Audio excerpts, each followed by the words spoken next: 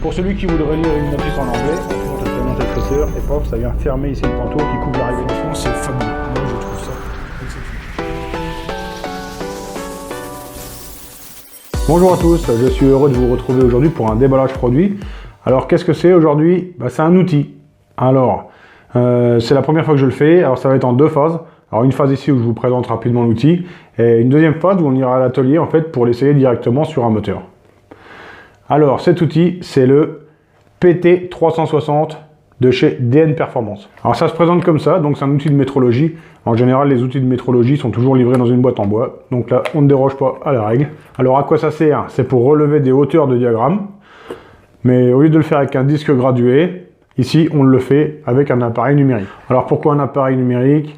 Alors il y a quand même un petit gain de temps, hein. Le disque gradué, on vient le mettre à 0, il faut vraiment vérifier, on regarde, on contrôle. Ici, c'est un peu plus simplifié. En fait, on met une cale sur son piston, on vient bloquer l'échappement, on appuie tout simplement sur le bouton de remise à 0 de l'appareil. On fait sa rotation de vilebrequin, ça vient se rebloquer, on a une lecture qui est directe. L'autre aspect, forcément, c'est aussi un achat coup de cœur. Moi, je l'ai, c'est avant tout pour me faire plaisir. Pendant des années, j'ai fonctionné avec un disque à diagramme, ça marchait parfaitement, et même si j'utilise encore dans 10 ans, ça marchera parfaitement. Donc, il y a aussi un aspect achat coup de cœur. Troisième chose, le tarif. Alors, en fait, il existe des appareils similaires sur le marché depuis de nombreuses années, à savoir que les prix, par contre, c'était à la louche, hein, ça s'est échelonné entre 1000 et 2000 euros. Ça a commencé à avoir un sacré coût. Donc ici, l'appareil, il est à 79,99 €. Et à cela, il faut rajouter les frais de port. Pour la France, une quinzaine d'euros. En bas dans la description de la vidéo, de toute façon, je vous mets le lien de redirection directement sur la boutique de son vendeur. Alors, on va quand même l'ouvrir. Donc une boîte en bois, comme je vous le disais tout à l'heure. Siglé DN PT360, pof. Et à l'intérieur, l'outil proprement dit. Alors là, on se retrouve avec une interface qui est assez connue, hein. C'est l'interface, en fait, en gros, des pieds à coulisses digitaux. Alors, un bouton pour l'allumer. Ici, un bouton de remise à niveau. On verra ce sont tout ça à l'atelier. Et ici, un gros carré pour y fixer une douille. À l'intérieur de la boîte aussi, ici, un nécessaire de fixation. Bon, là, ça s'adapte à peu près à ce qu'on veut, hein. On verra ça tout à l'heure.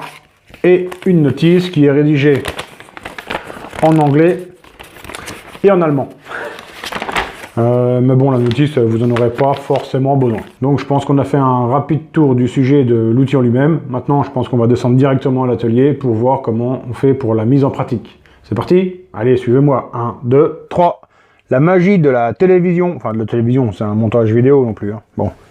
Alors, nous voici donc à l'atelier pour voir un peu comment s'utilise notre PT360. Alors, première étape, on met la patte de fixation.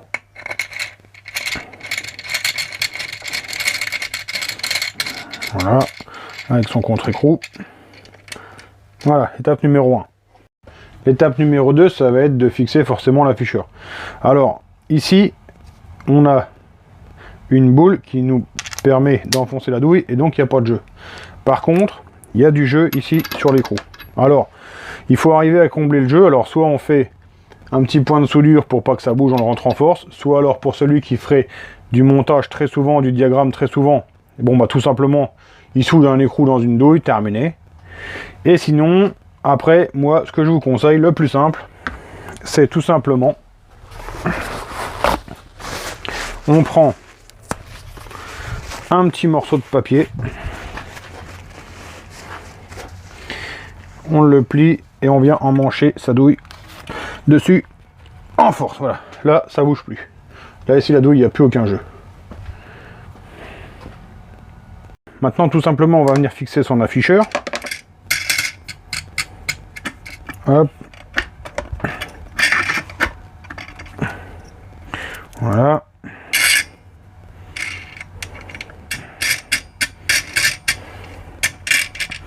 Alors ça le plus droit possible, un peu par là, voilà. Voilà, là c'est fixé. Maintenant, ici, je l'allume. Là, notre afficheur, il fonctionne. Maintenant, étape d'après. Alors, soit on le fait à l'œil, soit on le fait à la cale. Moi, je vous conseille, là, dans le cadre de l'utilisation d'un appareil comme ça, numérique, pour gagner du temps, c'est de le faire à la cale. Cale de 0,10. Alors, je la pose sur mon piston. Je tourne, tac, je suis bloqué. quand je suis bloqué ici, je viens appuyer sur mon 0. Je fais un tour complet du vilebrequin, je viens rebloquer mon échappement et là je lis 193,4 degrés. Voilà, on arrive déjà au terme de la vidéo de présentation de cet outil à relever les diagrammes. Donc on voit que la mise en œuvre est quand même assez rapide et aussi la précision est quand même assez bonne. Bon, bah ça va pas révolutionner non plus le monde de la préparation, mais pour moi l'outil est quand même assez intéressant.